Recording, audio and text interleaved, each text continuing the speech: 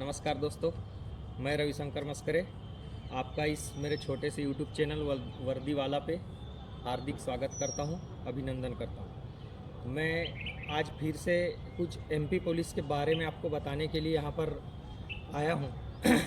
जैसे कि आपने देखा होगा, मेरा थंबनेल में लिखा है कि क्यों ज़्यादा नंबर बच्चे ले रहे हैं। उसका कहीं ना कहीं एनालिसिस मैंने किया तो मुझे लगा कि जो ज़्यादा से ज़्यादा नंबर ले रहे हैं लड़के, तो उसमें देखा जा रहा है कि पेपर के पैटर्न में ज़्यादा कुछ बदलाव नहीं किया जा रहा है। वही घिसी पीटी जो मैथ रीजनिंग है उसका लेवल ना ज़्यादा बढ़ाया जा रहा है ना घटाया जा रहा है।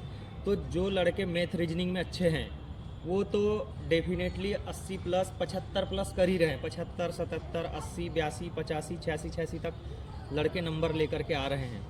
तो और दूसरी बड़ी चीज़ है कि जो अदर स्टेट के लड़के हैं वो बहुत ज़्यादा नंबर ले रहे हैं, मतलब 82, 85, 86 नंबर ले रहे हैं। अदर स्टेट वाले पढ़ाई आपको पता होगा कि जीके जीएस में माहिर, फिर गणित रीजनिंग में बहुत जो यहाँ के लिए फॉर्म भरते हैं एमपी के लिए खास करके, वो यही सोच के भरते हैं कि उनको भर्ती लेना ही लेना है। इस चक्कर में वो लोग ज़्यादातर सिलेक्ट होते हैं। हाँ, और दूसरी बात है कि वहाँ के जैसे बात करें अपन हरियाणा के या यूपी के, वहाँ के लड़के यदि नंबर ला लिए, उनका पेपर में नाम आ जाता है, मान लो फिजिकल के लिए, तो फिजिकल तो इजीली बहुत अच्छे से नंबर ले लेंगे क्योंकि उनका फिजिकल बहुत ज़्यादा स्ट्रांग रहता है। इसका मतलब ये नहीं कि आपका सिलेक्शन नहीं होगा, आपका भी सिलेक्शन होगा, आप भी धैर्य रखें। और उनके ज़्यादातर नंबर लाने का एक कारण और है कि यहाँ पर मध्य प्रदेश जीके आप देख रहे होंगे घिसी-पिटी 1-2 क्वेश्चन पूछा जा रहा है। हर बार क्या होता था कि 8, 10, 12 क्वेश्चन, 15 क्वेश्चन के समथिंग मध्य प्रदेश से पूछा जाता था। तो इससे क्या होता था कि मध्य प्रदेश के लड़के जो तैयारी कर रहते हैं उनका थोड़ा फ़ायदा हो जाता था, क्योंकि अदर स्टेट वाले मध्य प्रदेश उतना ज़्यादा पढ़ते नहीं हैं, 1-2 बार पढ़ लेते हैं, लेकिन एमपी के लड़कों को जो है पूरा मध्य प्रदेश याद रहता है। चलिए, मैं वीडियो को बहुत ज़्यादा लंबा नहीं खींचने वाला हूँ। मैं आपको फिजिकल के बारे में बता दूँ। जो भी लड़के 65 प्लस नंबर ले आए हैं, 60 प्लस भी नंबर ले आए हैं, वो फिजिकल की तैयारी करना शुरू कर दें, क्योंकि हर एक दिन आप एनालिसिस देख रहे होंगे तो 80-85 नंबर 80-85 नंबर आ तो रहे हैं, लेकिन इसका मतलब ये नहीं कि सिर्फ 80-85 नंबर 70-75 नंबर वाला है तो उन्हीं को बुलाएगा या उन्हीं को पास करेगा। ऐसा बिल्कुल भी नहीं है। हो सकता है 60-65 वालों का भी मेरिट में नाम आ जाए, नंबर बढ़ जाए। नॉर्मलाइजेशन में कभी कभी 8-10 नंबर बढ़ जाते हैं, कभी 2-4 नंबर बढ़ जाते हैं। आप व्यापम से अच्छे से परिचित होंगे। अब मैं आपको कुछ टिप्स बता रहा हूँ कि अभी जो पिछले, जैसे आज है 21 अगस्त, ठीक है, इससे पहले जो 20 अगस्त को एग्ज़ाम हुआ तीनों शिफ्ट में, उसमें क्या कॉमन रहा, अधिकांश चीज़ें क्या पूछी जा रही है, आपको क्या पढ़ना है, किस चीज़ पर फोकस करना है, इसको आप अच्छे से देख लीजिए। तो मैं आपको सिर्फ आज इतना बता रहा हूँ, ज़्यादा डिटेल में नहीं जाऊँगा क्योंकि मेरे पास पूरा एनालिसिस है, पूरा चैप्टर में बना करके लाया हूँ। इसका एनालिसिस, तीनों शिफ्ट का एनालिसिस करते करते मुझे भी 2-3 घंटे लग गए, लेकिन ठीक ठाक है। पेपर का लेवल बहुत बढ़िया आ रहा है, जीके जीएस का लेवल बहुत बढ़िया आ रहा है। जिसने अच्छे से कहीं से भी एकेडमी से एक बार पढ़ा होगा, या कुमार गौरव सर को खास करके, कोई भी अगर एक भी आदमी कुमार गौरव सर को फॉलो कर रहा होगा तो उसका जीके जीएस में अधिक से अधिक नंबर आएगा, क्योंकि सीधे सीधे क्वेश्चन पूछ रहा है और हर एक सब्जेक्ट से एक एक दो क्वेश्चन पूछ रहा है। आप ये मत सोचना कि मैं भारत का भूगोल पढ़ लूँ तो मेरा पूरा हो जाएगा, या एमपी पढ़ लूँ तो पूरा हो जाएगा, ऐसा कुछ भी नहीं है। हर एक सेक्टर से, हर एक चैप्टर से, चाहे विश्व भूगोल हो, चाहे इतिहास हो, चाहे जियोग्राफी हो, चाहे संविधान हो, चाहे इकोनॉमी हो, है ना, हर चीज़ से क्वेश्चन धीरे धीरे पूछ रहा है।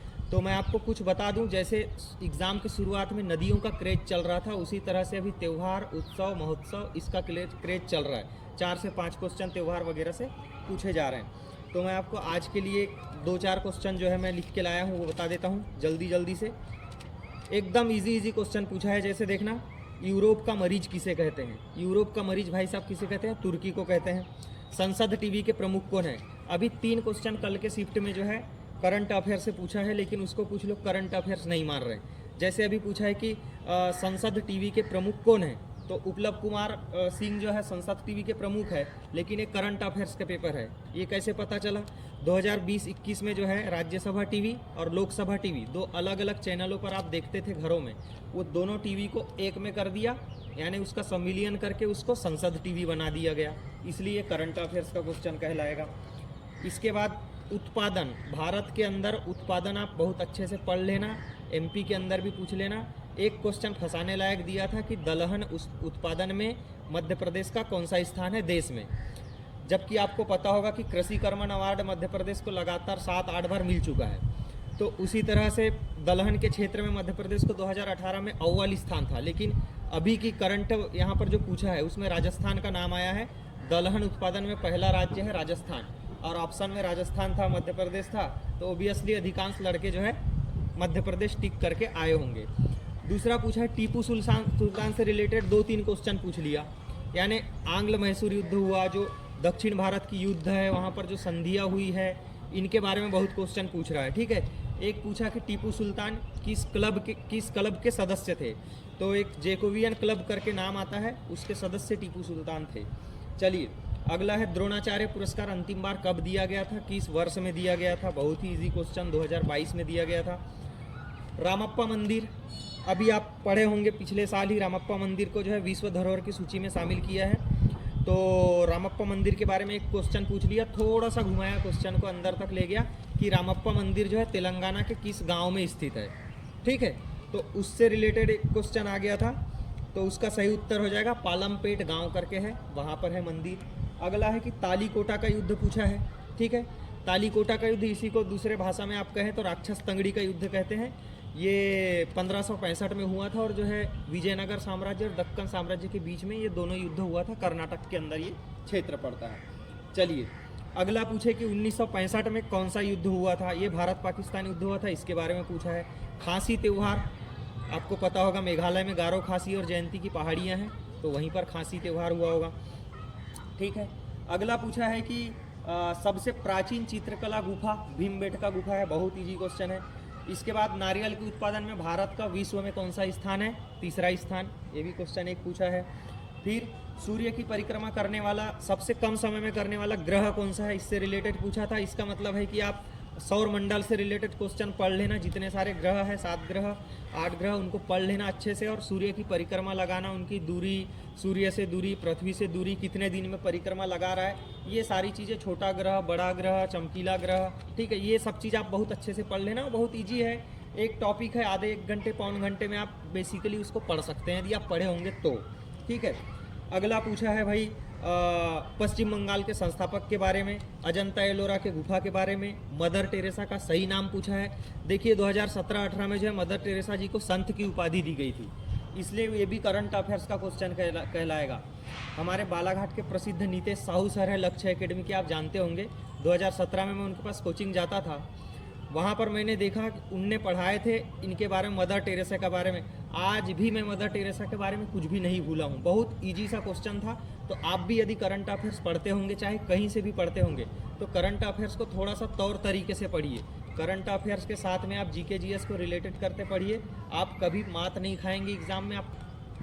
ठीक है, अगला है भारत का अभी 48वां CJI पूछा है, यानी मुख्य न्यायाधीश कौन है करके पूछा है। तो 48वां मुख्य न्यायाधीश कौन थे, NV रमन्ना थे। उसके बाद में 1-1.5 साल के अंतर्गत 2 मुख्य न्यायाधीश और आ गए, 49वें मुख्य न्यायाधीश आ गए, यू ललित करके थे 49वें। फिर अभी वर्तमान में 50वें मुख्य न्यायाधीश कौन है, आप कमेंट करके बताइए। ठीक है, वैसे YV करके है, उसके आगे वाला एक शब्द है, वो आप कमेंट करके बताना। ठीक है, अगला पूछा है कि किस मिट्टी को कपासी मिट्टी कहते हैं, एकदम लप्पू सा सवाल। फिर चावल उत्पादन में प्रथम राज्य कौन सा है, सब कमेंट करके बताना इन सब चीज़ों का। बहुत सारा क्वेश्चन है, मैंने आपको अभी बताया हूँ, ये सिर्फ 5-7 क्वेश्चन। ठीक है, इसके अलावा इधर पर कम से कम 30 क्वेश्चन है जो कल के GK GS में पूछे हैं। मैं इसीलिए अभी ये नहीं बता रहा हूँ क्योंकि वीडियो ज़्यादा लंबा हो जाएगा, और मैं नहीं चाहता कि एग्ज़ाम के समय में आपका टाइम ज़्यादा वेस्ट हो। बस आपको बताना ये था कि क्वेश्चन का लेवल बहुत ईजी आ रहा है। यदि आपने शिद्दत से, ईमानदारी से मेहनत की होगी, पढ़ी होगी, मैथ रीजनिंग की तैयारी आपकी अच्छी होगी, तो इस बार MP पुलिस में सिलेक्शन से आपको कोई माई का लाल नहीं रोक सकता। और जो भी फिजिकल को हलवा समझ रहे हैं, वो फिजिकल को हलवा नहीं समझना है, और बहुत अच्छे से फिजिकल की तैयारी करना है। फिजिकल इतना इजी नहीं है, ये मैं अभी से बता दे रहा हूँ। यदि आपको थोड़ा बहुत भी गलतफहमी हो रही होगी फिजिकल के बारे में, तो आप 2-4 राउंड दौड़ लगा के देख लेना, उसके बाद में फिर मेरे को एक बार कमेंट कर देना कि सर आप सही बोले थे कि गलत बोले थे।